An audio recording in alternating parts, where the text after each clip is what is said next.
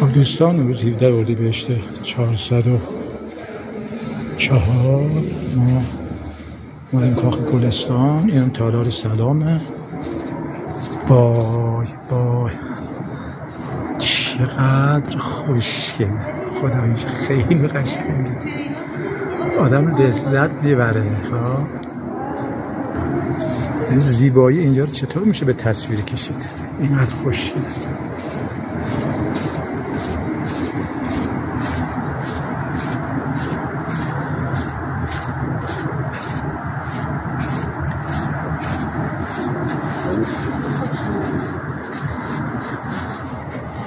مجسمه ناصرالدین شاه.